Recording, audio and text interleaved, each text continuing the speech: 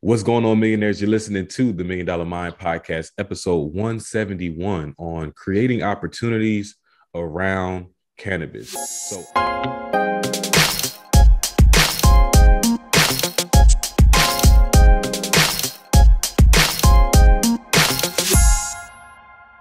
So I am super excited to have this conversation. We have my brother John P. Turner on the show joining us for the first time. You guys are going to love him and the energy that he brings, and really the value that he brings as far as awareness for what we're going to be talking about. Right, John is the founder and owner of Boumaye, and Boumaye is the first Black-owned cannabis company to get cannabis cards 100% online.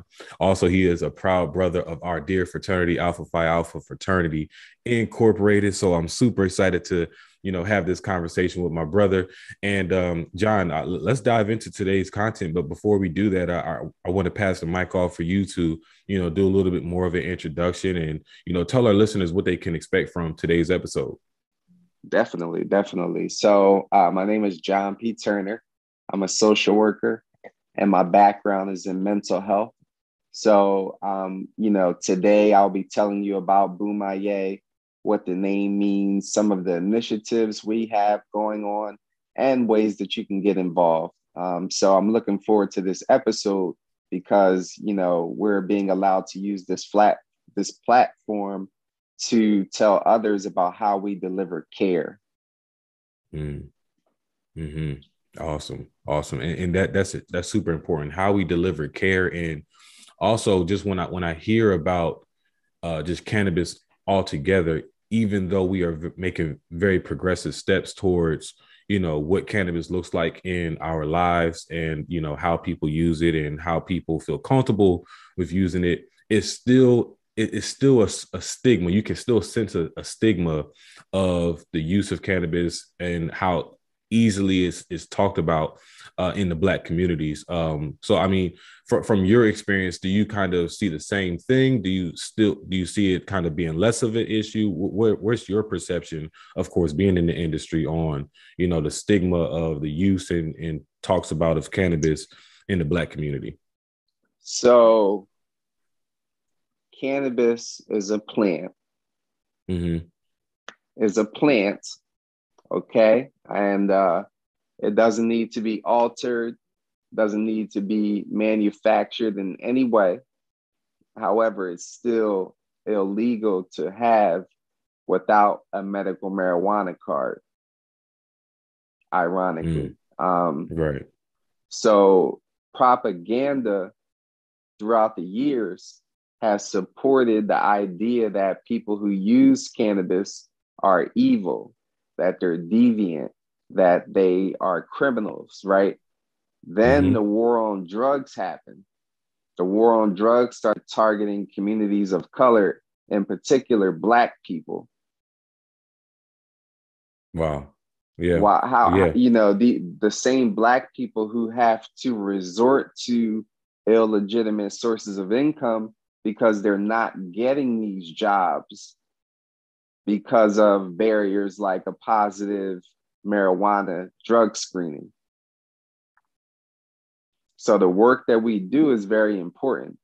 Even if you live in a state that is recreational, like New Jersey, because having a medical marijuana card can protect your employment in some cases.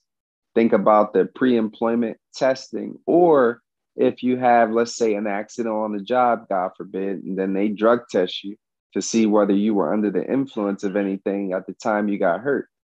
Having a Mm. medical marijuana card is like a prescription. Another example I like to give are pregnant women who didn't know that they were pregnant, let's say 6 weeks pregnant, they smoke weed. They smoke Mm. weed, right? To deal with their issues, to deal with their depression, to deal with their anxiety, their PTSD, etc. So having a medical marijuana card might protect their security with custody, right? Because they usually drug test both parents in custody cases. And then also, let's think about women who have delivered or are getting their prenatal care. a positive drug screen will get DIFUS involved. Mm. Um, So go ahead. Were you about to say no, no, no. something Go else? ahead. No, no, no. Go ahead. I'm fine. No, so I was just going to add on to that because it makes a lot of sense how the card, acts as a prescription and can really, protect you in a lot of cases where historically, we may not have been protected from the use of it, right? So even you're saying even in states where the recreational use of cannabis is sanctioned, it's still good to at least have like the card to protect you in like in case of like workplace accidents and other type of situations where corporations still control who they allow in and what would what they're allowing to pass as far as if you use it or if you don't use it recreationally or not. Right. And it kind of depends on the company Mm-hmm. regarding whether or not they recognize the medical marijuana law. And we put this specifically in our consent form as a risk. We talk about the risk and we talk about the benefit of medical marijuana in our consent forms. And in particular, we highlight that, hey, while this is recognized as a prescription, as medication, as medicine, some companies may not recognize that this is a prescription and your employment is at will, and you might be, put on the employee like a like drug mandated treatment, Mm. or you lose your employment. So that's the Wow. risk. Now, most companies are not even drug testing for marijuana anymore. Some companies are, but a lot of new companies and all these other things, they're not drug testing for weed. Why would they? It's medication. And if you have a Mm-hmm. card, it's like, okay, you're good, even if you test positive. And that's the thing, that a card can protect your freedom. Mm. Wow, that is an interesting thing, and I'm sure we're going to dive into it even in much more detail too, John. And I do want to take this moment to welcome our new millionaires out there who will be listening for the first time, and even our millionaires who listen every single week in and week out. And also you, John, I want to welcome you to the $1 Million Mind podcast as well. All right, what's up, Millionaires? So I know I shared this once, maybe even twice, but here's the third time. So I'm really starting to lose faith in business cards. And the reason why is because every time I get about 500 business cards, I use about 100, 150, and my business has changed. Whether the website has changed or just things are just changing, especially when you're a new entrepreneur. I've been in entrepreneurship just under 5 years. So, things are still changing. You're optimizing, you're getting new websites, getting new Instagram accounts, and your business card really expires. So what I learned and what I love now is Popple, right? I have a Popple card right here in my pocket. And what I love about it is it's a physical card that I can put my logo on.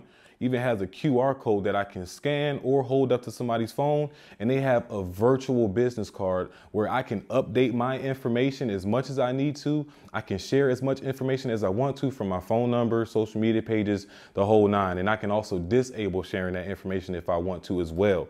I definitely want you guys to consider Popple because as your business is changing, why spend so much money on these paper business cards when most of the times people throw them away and it's expired because you changed your business? So there's also going to be a link at the bottom of this video for you to download Popple, get your business card, or if I hold it up close enough, you might be able to scan that QR code.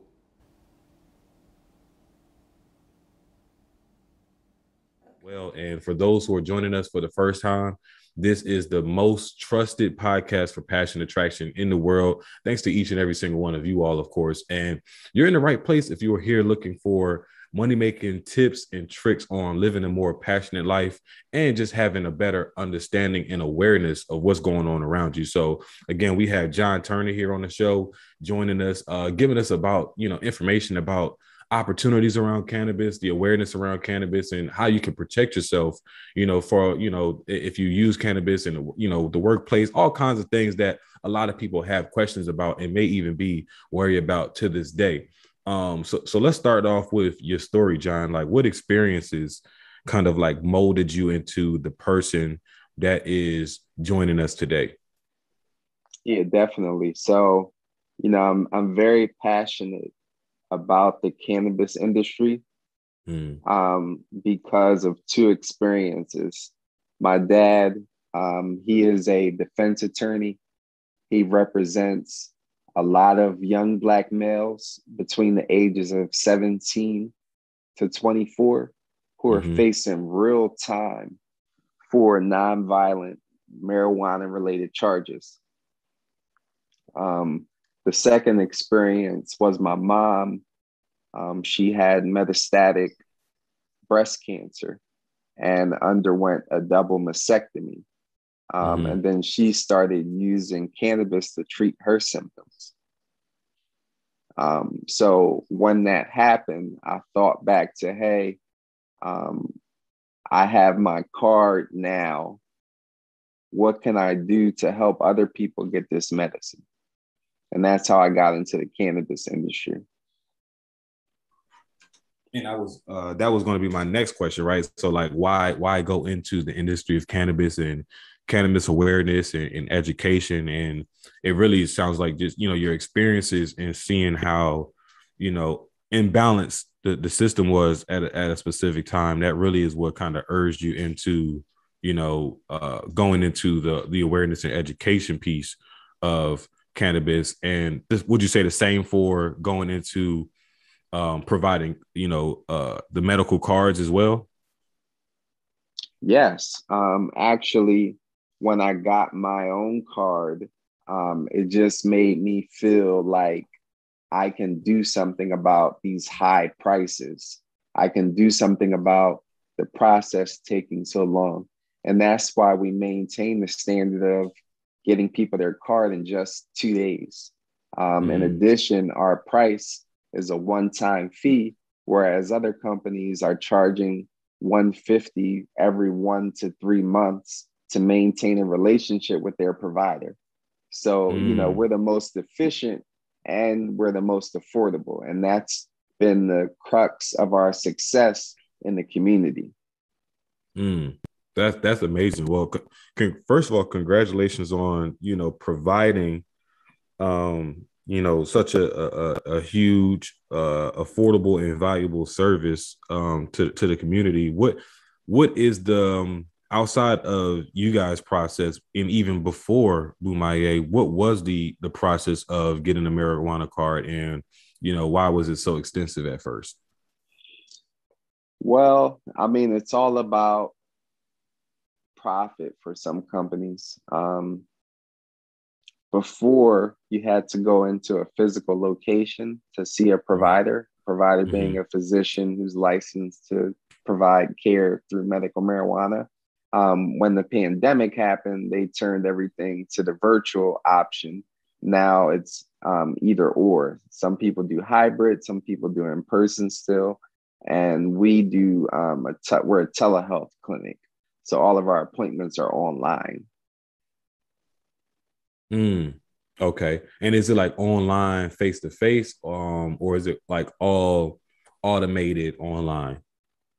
Yes, online with a live person. Our Okay. physician is Dr. David Gordon. He's a retired heart surgeon. So, he has a lot of experience with different medical conditions. Mm-hmm. Mm-hmm. So he's able to diagnose and also assess people's needs to find out whether this is really going to be helpful to them. And what does that look like? Of course, it sounds like it's a lot of, on your part, a lot of networking has to go into it. How do you go about, vetting out and finding, the physician that you want to work with, or physicians that you want to work with? I mean, we get a lot of referrals, a lot of applicants because we deliver care the way we do. And And to Mm-hmm. be honest, we compensate our doctors well. And we compensate them so well because they give us next day appointments. So they have a Mm-hmm. next day appointment availability, and they're compensated well for that. So without our doctors being happy, we wouldn't be as successful as we are. Right. Right. That's that sounds like the law of reciprocity right there. To get, you got to Exactly. give. So you just pretty much are taking care of others, and others take care of you Yep. in return. I love it. So I'm not sure if you mentioned this earlier, John, because I'm familiar with the meaning, but for our listeners out there, what is Bumaye? What does it mean, and how does that meaning, match up with you guys' mission and plan to serve? So Bumaye means you can do it. It's a Zulu term. And Mm-hmm. our mission is to provide access for people to receive their medicine through medical marijuana. And we do this by approving people for their medical marijuana card throughout New Jersey and Pennsylvania. And Mm-hmm. we are literally providing access by transporting people downtown to two dispensaries through our Black Cannabis dispensary crawl, which is going to be Mm. like transporting people. We're going to have two dispensary tours. Then we're going to go to a CBD calf to enjoy our products and to learn more about CBD. And then we're going to end it off at a sophisticated lounge where our host will be doing a bud bar. She'll be rolling pre-rolls, and also she'll be making infused drinks. So really Mm. looking forward to that event. Tickets are only $49.99. That covers transportation, a t-shirt, and the dispensary tours. That's such a creative, like a creative event. I've heard of bar crawls. I've never heard of a dispensary crawl. So, like, how did that idea? How was that idea birthed, and what did that look like? Putting that together. And do you see yourself like doing more events in the future with Bumaye? Yes, definitely. So we look at our data and we follow up with our patients to see if they've connected to treatment 6 months out from their date of approval. So about 40% of our patients, the data indicated that they had not gone to a dispensary after they've gotten their card. So I said, well, what are the reasons why? We did another poll. The data indicates, well, because they don't know where to go and they don't know what to ask for. So that process is intimidating in a way. Someone connecting to care for the first time, they have low, what's called health literacy, which is like just being aware of how to navigate the healthcare system and knowing Mm-hmm. about different conditions. So, you know, having the low health literacy and being intimidated by the process was a major barrier for people to connect to care. So that's why we're literally transporting them downtown to say, hey, this is where you can get it, and this is what their products look like. Mm. And so, wow, you said you said a lot there, John, and a lot that I'm trying to pick apart and highlight for our listeners because it will be super helpful. You mentioned data, right? Looking at the data and identifying certain numbers and demographics of people, and um, again some inequalities, so some trends, and for you, like, how are you able to pick apart the best data that applies to what you're doing and can help you create more? Because I'm just thinking about people who are even not in cannabis, right? Because we had an episode, I would say maybe a month ago with a data scientist and someone who does ads, and he was telling us about reading the data. But just for the repetition, if we can go into, your process and, how you're able to pick apart data that's most important, I think that it help out a lot of people who, don't really have that understanding of how important data really is. And we just kind of do things just to kind of do things. Yeah, yeah. Um, so we use data from Square. Okay.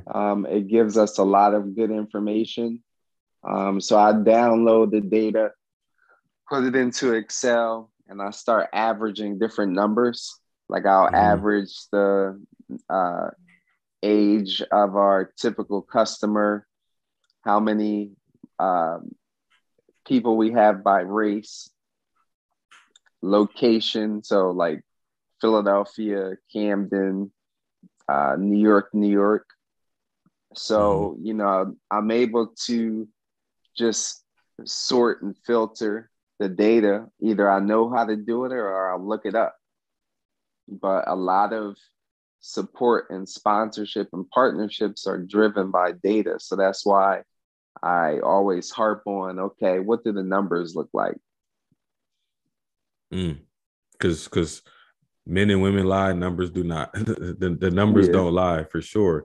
And like, do you blast out surveys to kind of learn more about your audience as well and kind of things that they enjoy?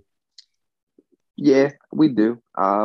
So we have a consent form for all of our surveys and everything like that. Mm-hmm. So I usually send it out through like a Google poll, just different questions. We do polls on Instagram. So we get data from a variety of places. Okay.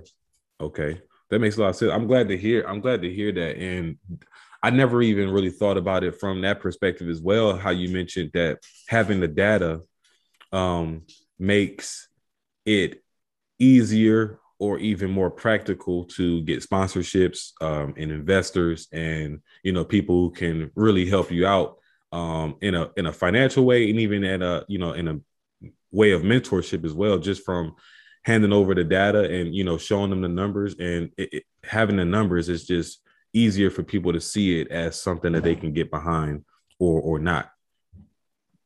So did you go to school for any of this? Like what has been your experience of, like, undergrad and even any graduate degrees that you may have? And I'm just trying to get a idea of how you've been able to find these opportunities and make these things happen, with or without any previous history of, like, going to school for it.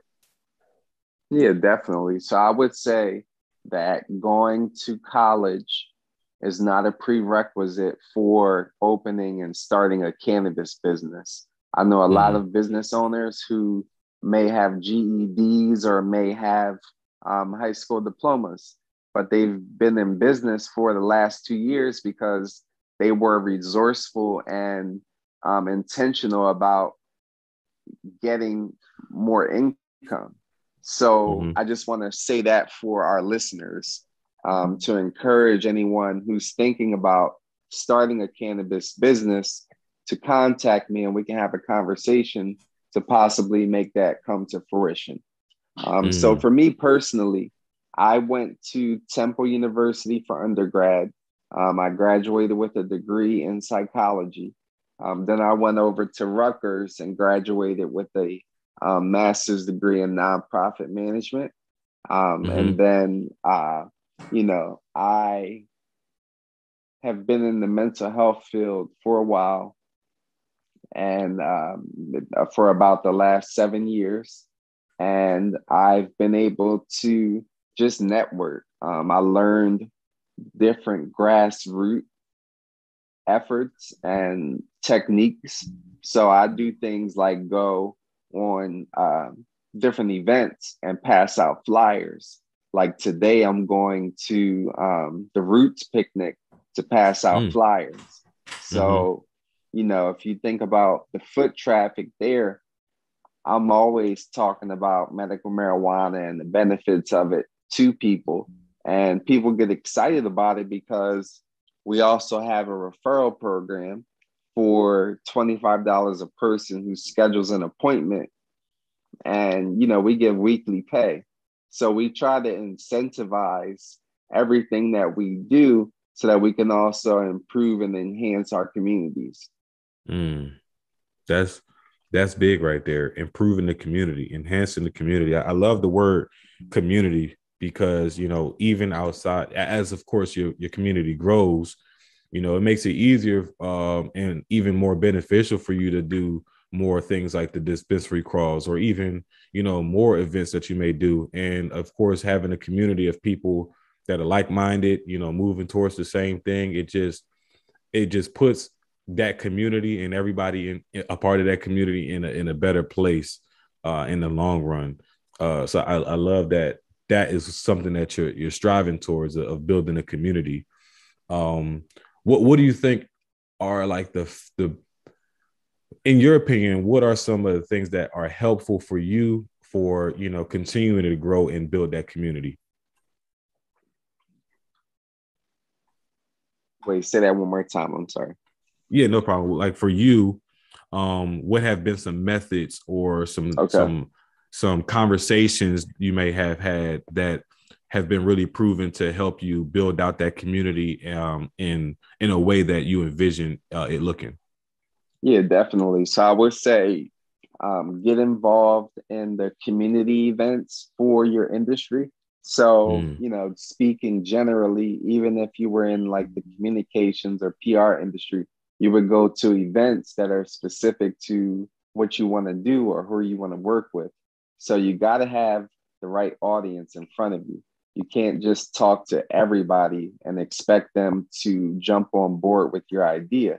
So mm-hmm, sometimes we give off emotional reactions when people disagree with us or challenge our idea about our organization or um, agency. So mm-hmm, I would say be open and flexible, but make sure you're talking to the right person because, talking to the wrong person might be very discouraging when you might have an idea that can positively impact the world. right, right. Um, It definitely case can be in discouraging. right. Case in point, I was at a 420 festival that was next to it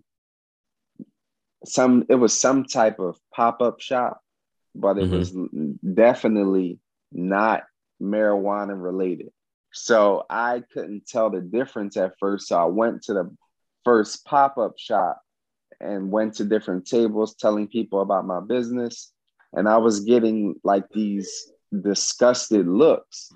And then I mm, said, oh, wow, they must be in a different event. So I went over and I saw who I was looking for. And when I talked to people about my business, they were very excited and wanted to get involved. So you got to be talking to the right audience and be flexible and open to people giving you feedback about your company. Because again, you might think that your communication is on point, but mm-hmm. if your audience can't understand you, you got to adapt to that feedback. Man, John, you don't even understand how on point and on time you are with that advice.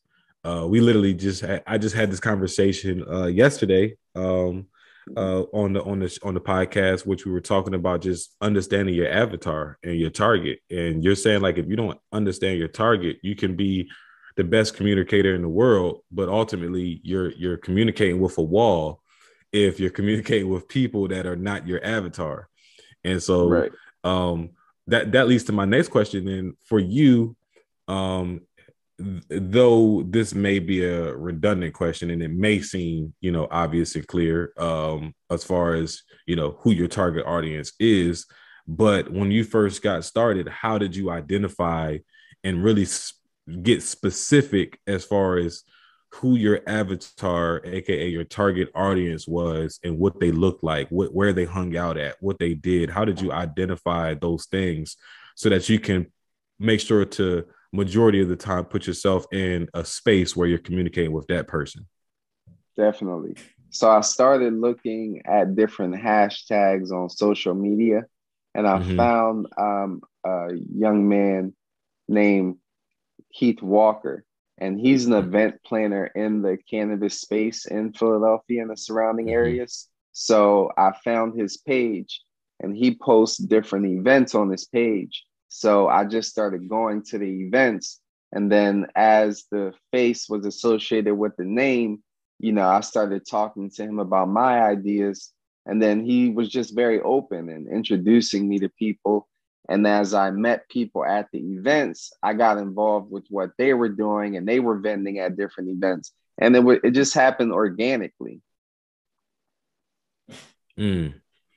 And the organic conversations and the organic interactions are always best, right? Because they feel like they involve the least amount of effort. They really keep you motivated to have even more of those interactions, and they leave you excited, right? It does the opposite of what talking to people who are not in your industry and not interested in your interests do to you, which is can be demotivating and make you feel like you're in the wrong space or you're not doing enough or you're not doing the right things.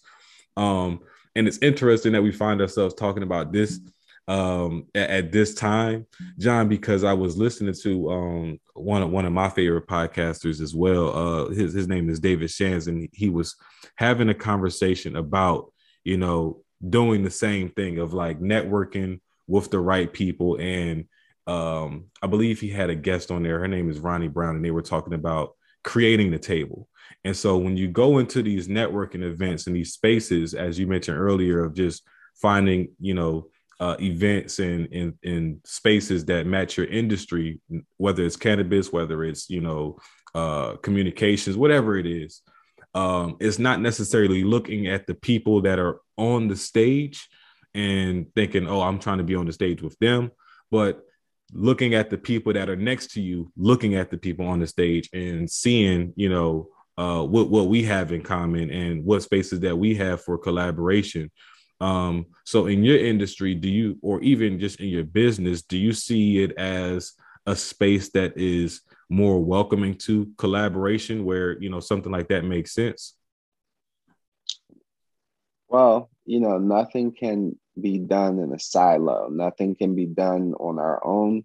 If you want to go fast, go alone, right? If you want to go far, go together. We've all heard that before.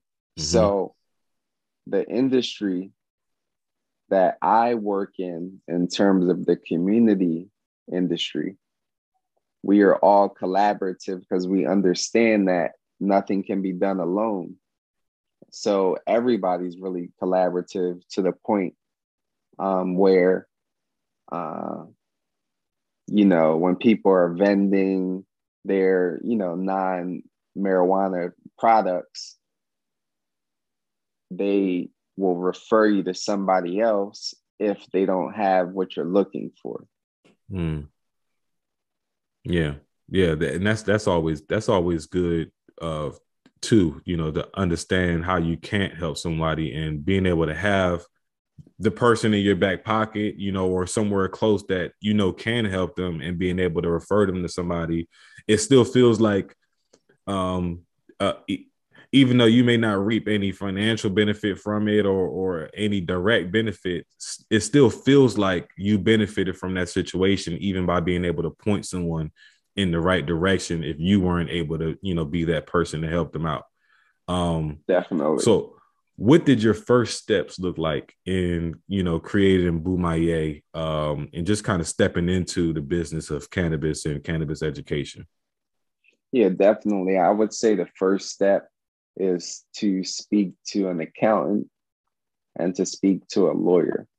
The Mm, accountant, so that you make sure that you are abiding by, state and federal regulations for opening and maintaining a business. mm-hmm. And then you want to speak to a lawyer so that you're complying with the law. Okay. What was that? Would you say that those were your first steps, or are you saying like those are what you would recommend doing now that you kind of have the experience under your belt?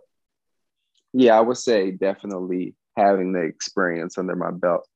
I Okay. did the steps kind of out of order, but that's how you learn. Mm-hmm. Definitely have some bumps on my head, but it's only made me a better leader. Definitely, definitely. So, based on outside of because you just gave us one of them, right? Getting in the accounting and the lawyer. What else, or what's something that happened, in your journey that you would have done differently, knowing what you know now versus how you were starting out?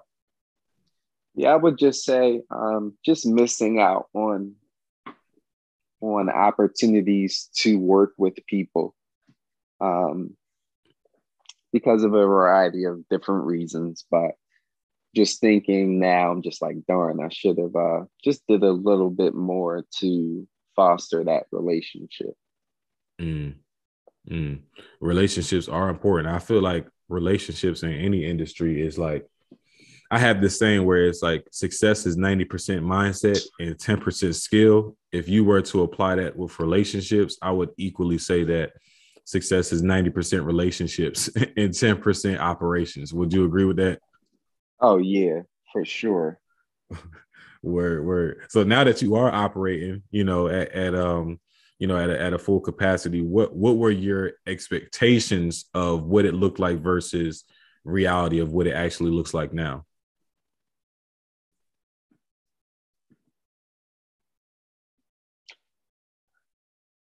So initially, I thought I would have a store,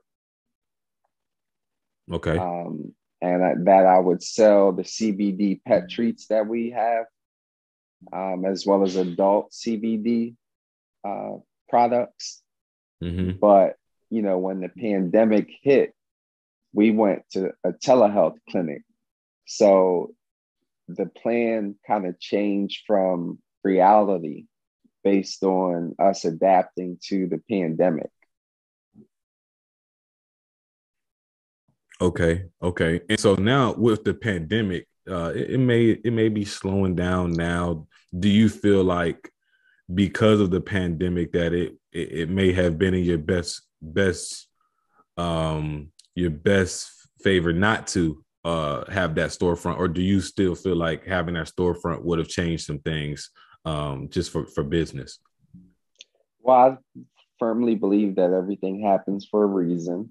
So Mm-hmm. I can't dwell on what happened. I just have to adapt and try to do something, to move us in a positive direction in the future. Mm-hmm. Mm-hmm. That's a good point. That's a good point. You don't want to really dwell on it. So, John, it's interesting you say that because that is a skill that um, a lot of people lack, and it is definitely something that you have to work towards and work on constantly. So, for you, like, how do you find yourself in this space where you can be okay with sometimes things happening against your favor, things sometimes feeling like they're happening to you, but just adopting that mindset that things are happening for you? How do you get to such a peaceful space in that type of, place of mind when dealing with things like that? I mean, like you said, it's a skill that you have to work on almost daily.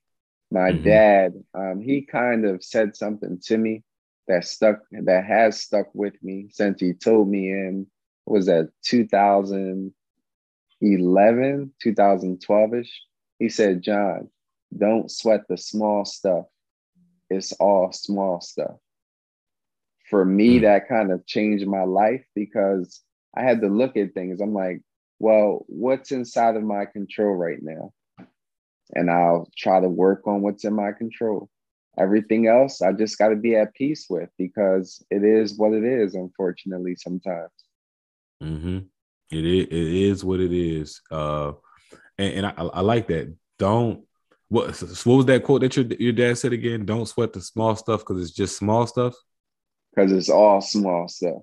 It's all small stuff. Mm-hmm. Wow. I love that because in the grand scheme of things, it really is all small, right? All these experiences that we deal with on a daily basis, it happened in that day. So that is in essence what makes it small, because at the end of the day, the only thing that is big is the person you become from all of these small experiences and these small happenings that kind of mold into the big thing, which is you ultimately. I love that mindset. So I mean, while we're on the topic of resistance and dealing with these small stuff and the happenstances of just obstacles in life in general, what type of resistance did you get at first, and initially, and how did you overcome that resistance, just throughout your mindset, practice, whatever? How did you overcome some of these things that kind of stood in your way or potentially halted you from starting Boumaye?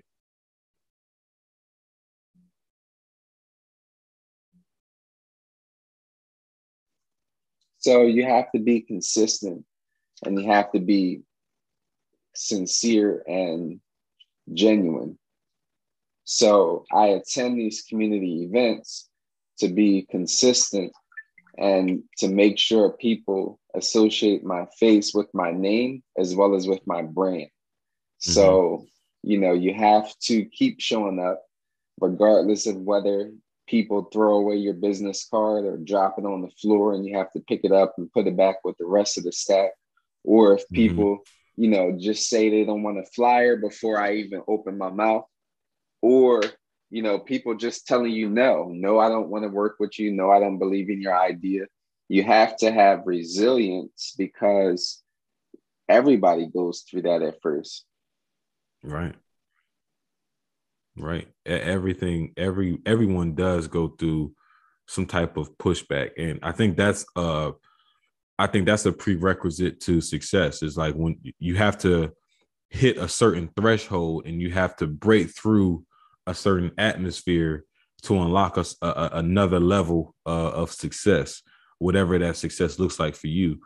Um, as far as going back to to your educational experience as well, and tapping into the cannabis industry, what little things kind of made the learning and the implementation of starting your own cannabis business less overwhelming for you? Yeah, definitely. So I went to graduate school for nonprofit management. So we learned about different aspects of starting, running, and shutting down businesses. So I Mm-hmm. used that knowledge, those skills, and my abilities to formulate an idea, to come up with a business plan, and then Mm, to execute the business plan. mm. Okay. So really, it it may not have been related to cannabis, but ultimately, like your educational background, 100% is related to business success. It sounds like, even And because you said definitely, you went into psychology or philosophy. yeah, undergrad was psychology. Psychology. So even just understanding psychology, that can be a major part, with your experiences of understanding, you know, how people think and how people buy and how people shop, how people network. And, again, going back to building that community, understanding those things can really help you strategically plan events and, build out a community that is valuable and helpful for the people in which you're looking to serve. Um, Right. so was that always the plan? Like, would you say that going into those majors was intentional building up to this? Like, did you always know you were going to open up, whether it was a cannabis business or any business? What was that intentional, or was it more so just something like, hey, I have an interest in psychology, so I think I'm going to pick this up as my major? How did that decision making process plan out? So my family has a history of mental illness and substance abuse.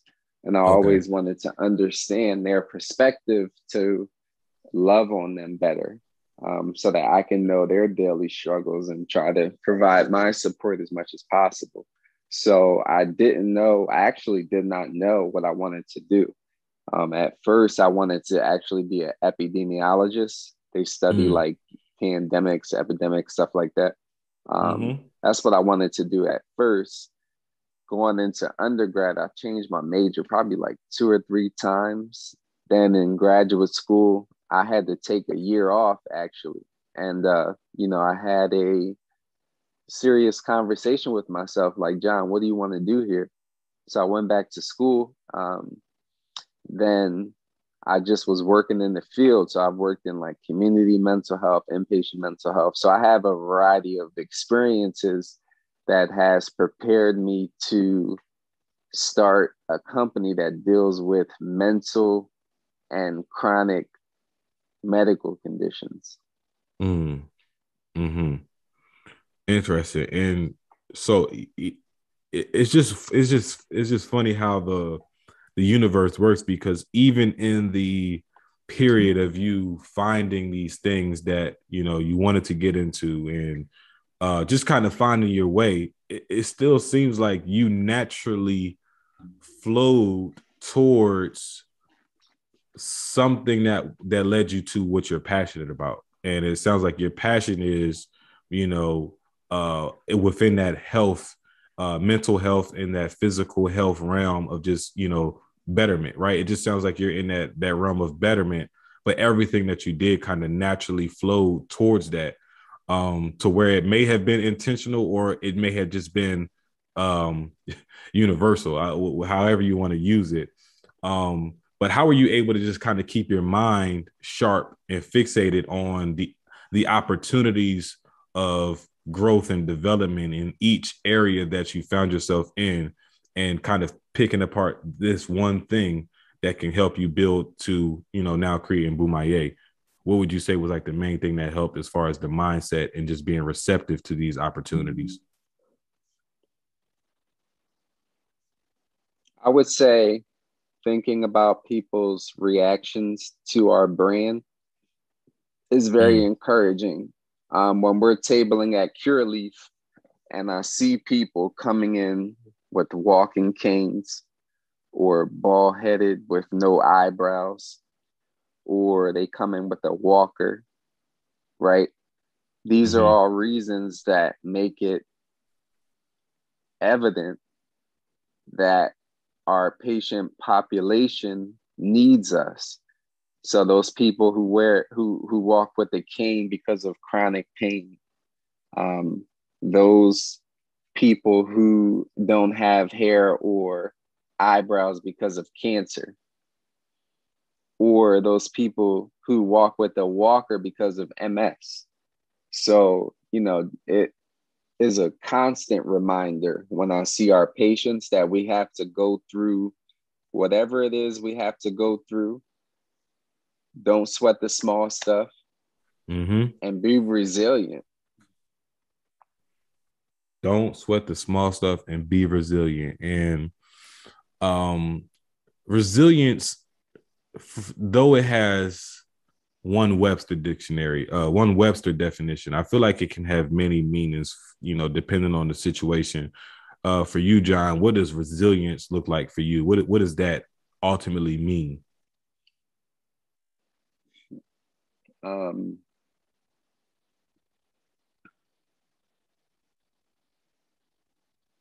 so I would say resilience would look like having one customer for the past 2 years. A person in that situation would have to have a conversation with him or herself like, hey, you've been doing this for a while. Is this the right time? Are you the right person to be the face of the company, etc.? Um, Mm-hmm. so our resilience looks like having just a couple of weeks where there are no patients. It might be from like April 28th to May 15th without any patients. But the way we continue getting patients and increasing the volume is by passing out flyers, passing out business cards. So you have to meet people where they are. You got to meet people where they are. And a part of, again, going back to that reciprocity, meeting people where they are, is also how people learn how to meet you where you are. And it's that constant exchanging of energy and give and take. And if you are always giving and no one's meeting you where you are, it would make them not want to, continue the relationship and vice versa. So I'm a firm believer of what you just said, just kind of meeting people where they are, meeting people in the middle, finding ways to create those win-win situations. That's huge as well. Just kind of creating a situation where we can all win and where we can all benefit, and reap the benefits, from the relationship. So what did you enjoy, or what do you enjoy the most about the process and the journey into, entrepreneurship, and just the cannabis education industry in general? What do you enjoy most about that process and that journey? I enjoy, well, let me say it like this. The tough situations are what make us stronger, and the tough situations are what we look back on as something that built our character and our team building skills. So, what we're going through right now is only temporary. It will not last forever. So I just like to remind myself about that when tough situations arise. Awesome. Awesome. I love to hear that. And John, I just one want to say I appreciate you just for just sharing your insights and being super open about sharing your experiences and your purpose, your why for getting into cannabis. It really is encouraging, and I'm sure a lot of our millionaires, whether they're interested in getting into cannabis as well or any type of business, I still feel like a lot of these gems are transferable as far as helping people get to where they want to be and adopting the certain mindsets that they need to adopt to get to where they want to be as well. But with that said, we are getting ready to transition into our next segment, which is our rapid fire round. And rapid fire, John, this is just for us to have fun and lighten the mood, and just learn a little bit more, ask some fun questions. I will say that these questions have nothing to do with what we just talked about. They are 5 random questions. And I would say I the love it. best way for us to tackle them is to, have fun, be brief, be brilliant, but most importantly, have fun. So you ready for that rapid fire round? Let's do it, brother. Awesome. Let's get it. So the first one we got, what is your most unusual talent?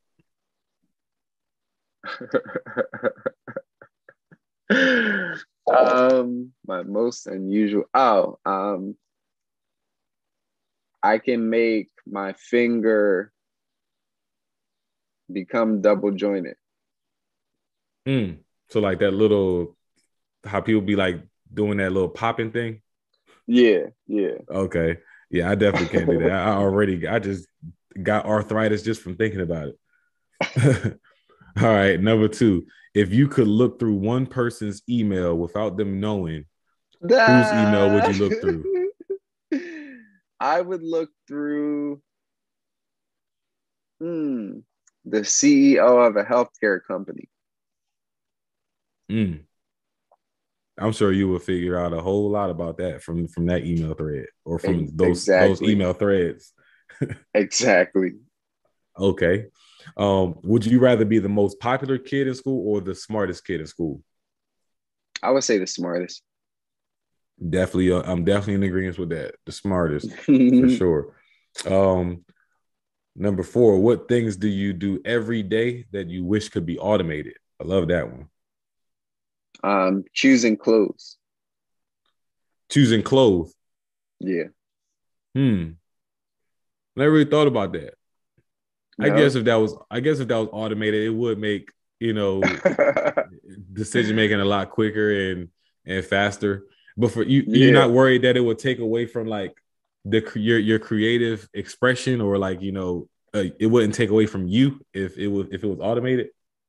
I don't know. I would have to try it first, honestly. Right, I know right. that is a pain for me Mm-hmm. because I'm either picking out an outfit for work or I just wear all black, like scrubs. And I like when I Gotcha. wear scrubs because it takes away from that time and allows me to give it somewhere else, hopefully. Right, right. That makes a lot of sense. I mean, and then just kind of going back to that word automated, if it's truly automated, it should be automated for you, like what how you think, how you do things, et cetera, et cetera.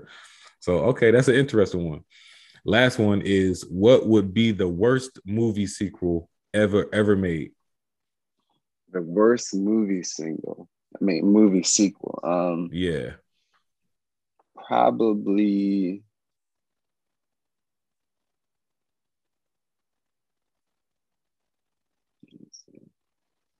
Oh, Jackass.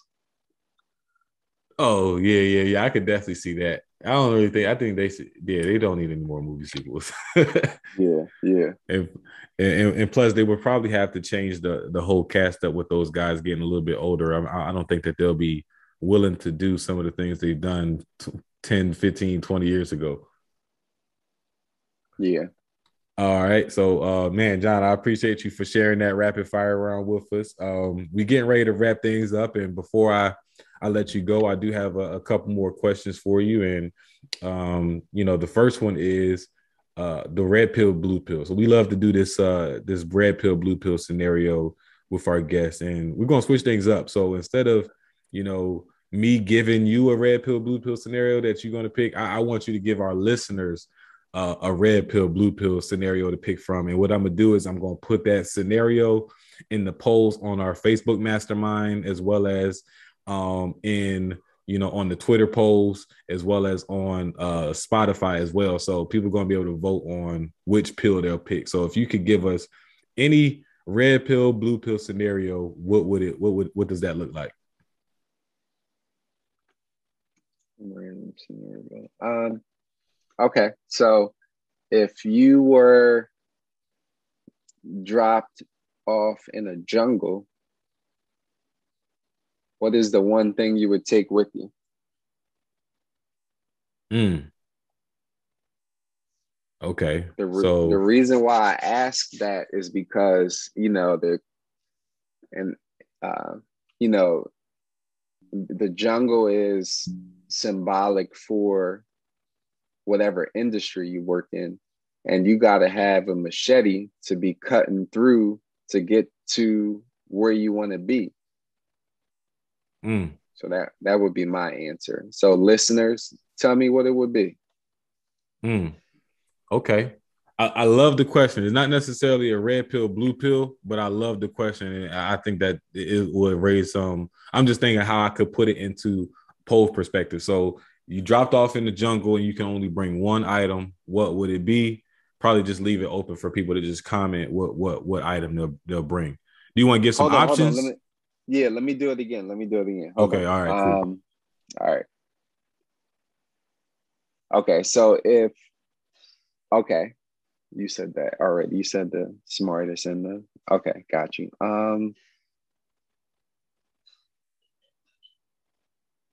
Okay, so if the red pill meant marriage and the blue pill meant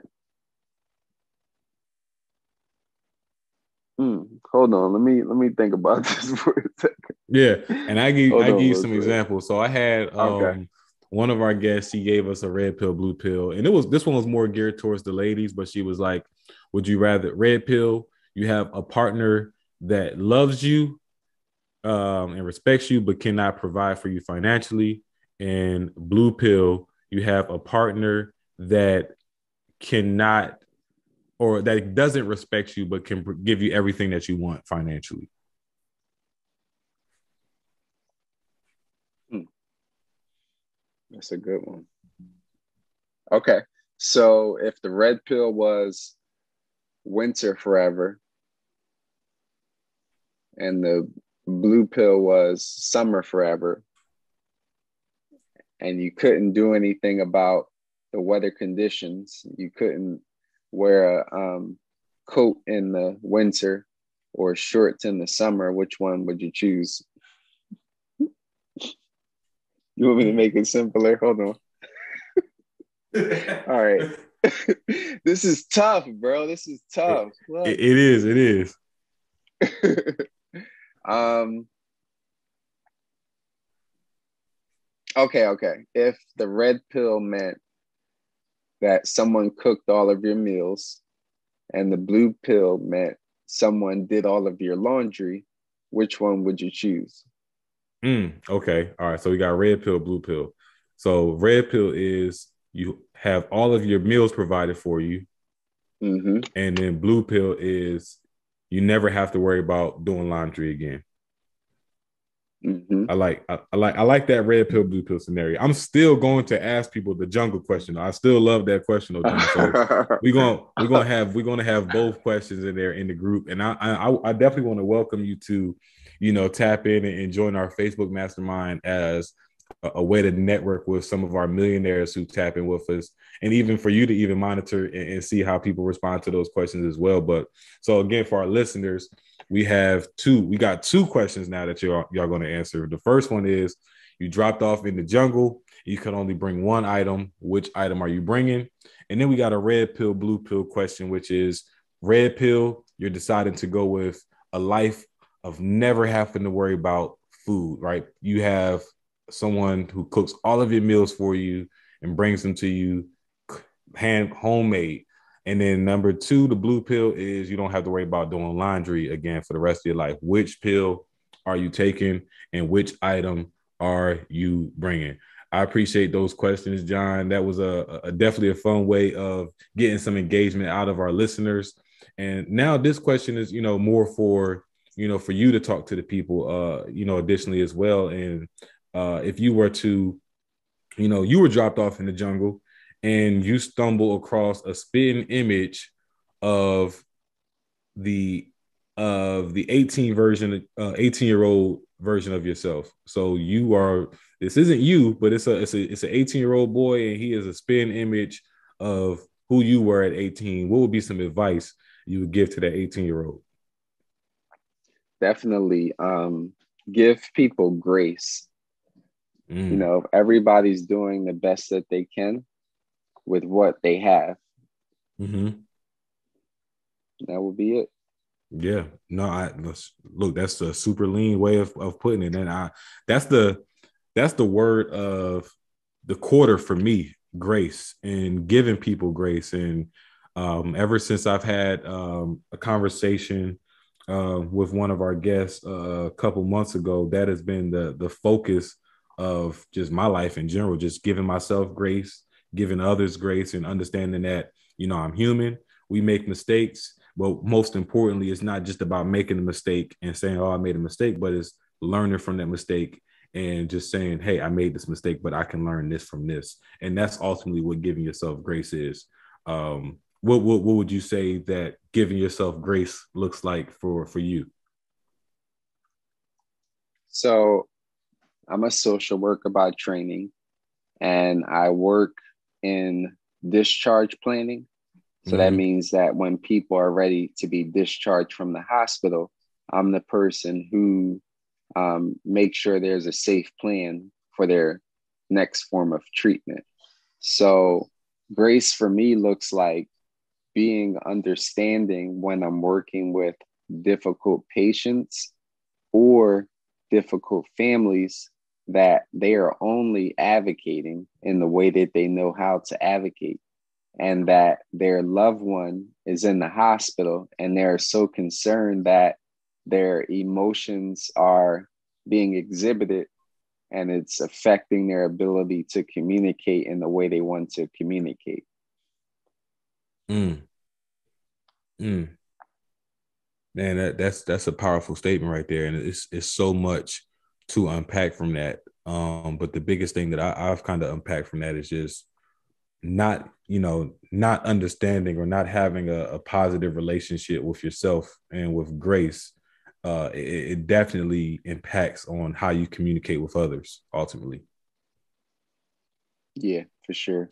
Definitely. So, hey, John, it's been a pleasure having you on the show, and I definitely want to give you the space now to talk to our our listeners and, tell us a little bit more about what you have going on and tell us where we can find you. And also, if you having that dispensary crawl in the Philadelphia area coming up, tell us, when that takes place, where we can find tickets, and any way that we can get involved with other things that you have going on in the future.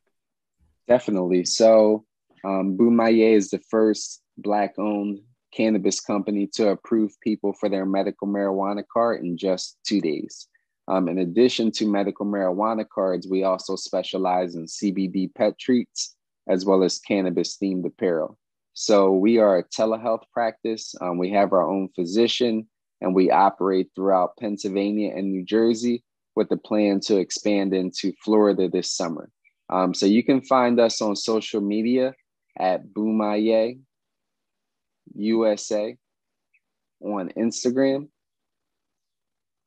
and Bumaye.org on Facebook. Also, my number is 267-563-6707. And we are currently planning a Black cannabis dispensary crawl in Center City, Philadelphia. And we are going to transport people downtown to two dispensaries. Then we're going to a CBD shop. And then lastly, we're going to end things off at a consumption lounge, meaning that people will be able to use their product, get more information on their product, and just enjoy and network in the space that we're creating. Awesome. That sounds like an amazing event. If I was in Philly, I definitely would be participating myself, John, just to, be in that space. But for all you millionaires who are in the area and are super interested in, learning more about that event and other events that Bumaye bring, and just how to be involved in the community in general, definitely reach out to John, at those social tags that he mentioned, and be a part of the community.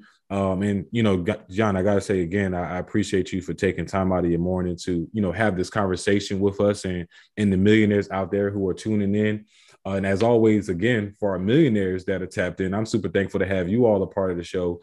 Week in, week out, you guys do the thing with, engaging with me, giving me, feedback, letting us know what types of topics you guys want to hear from, saying hello when you see me on the street. That's exciting as well. So I want to thank you all in advance for becoming the change agents that you're bound to become, especially as you apply some of the principles you heard today from John. Now, if you listen to this episode and you really relate to a lot of what has been, talked about, and after tapping in with us, you really feel motivated to make some changes, step into a new industry, network, and connect with people, I want to encourage you even more to network with John. And especially if you are, interested in getting into cannabis and cannabis education, John being, someone in the industry will be a great person to reach out to for information on, how to start, a cannabis business, or even how to collab and network with other people who are in the business like John. Right. So that's, I'm saying all that to say this: closed mouths don't get fed. So this episode was brought to you in with the intention of you learning more, being more aware of what's going on around you, and connecting you with people who are really doing the thing so that you can connect with them and network in that space. So, John, again, it's been a pleasure having you on the show. I'm your guy, Kai Speaks. You just heard from John P. Turner, the owner and founder of Bumaye, on opportunities and creating opportunities around cannabis. Just remember to keep focused, build momentum, and drive results so you can live peacefully. Peace.